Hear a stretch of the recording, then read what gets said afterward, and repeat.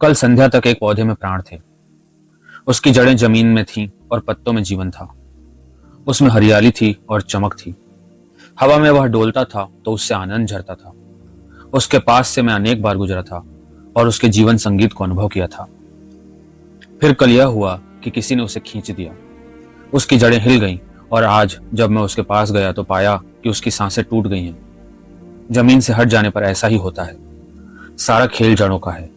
वे दिखती नहीं, पर जीवन का सारा रहस्य उन्हीं में है। पौधों की जड़ें होती हैं, मनुष्यों की भी जड़ें होती हैं। पौधों की जमीन है, मनुष्य की भी जमीन है। पौधे जमीन से जड़ें हटाते ही सूख जाते हैं, मनुष्य भी सूख जाता है। अल्वेयर कामू की एक पुस्तक पढ़ता था। उसकी पहली पंक्ति है कि आत्महत्या एकमात्र महत्वपूर्ण दार्शनिक समस्या है। क्यों? क्योंकि अब मनुष्य के जीवन में कोई प्रयोजन नहीं मालूम होता है। सब व्यर्थ और निष्प्रयोजन हो गया है। हुआ यह है कि हमारी जड़ें हिल गई हैं। हुआ यह है कि उस मूल जीवन स्रोत से हमारे संबंध टूट गए हैं, जिसके अभाव में जीवन एक व्यर्थ की कहानी मात्र रह जाता है। मनुष्य को पुनः जड़ें देनी है और मनुष्य को पुनः जमीन देनी है। वे जड़ें आत्मा की हैं, वह जमीन धर्म की है। उतना हो सके तो मनुष्यता में फिर से फूल आ सकते हैं। ओशो नमन।